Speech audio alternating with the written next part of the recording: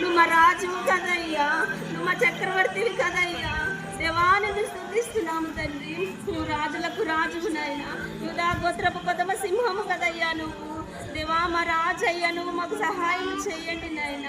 రాజు బిడ్డలు ఎప్పుడు నైనా పేదవారుగా ఉండరు కదయ్యా.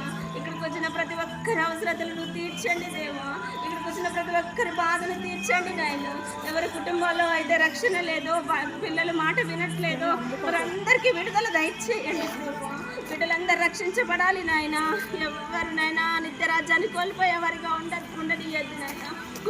కుటుంబాలు మార్పు చెందాలి నాయన. కుటుంబంలో నీ దీవెన రావాలి నాయన.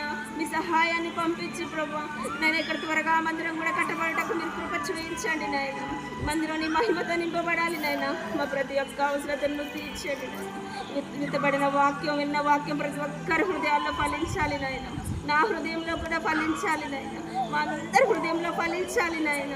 ఇంకా మేము ఆశీర్వదించబడాలి.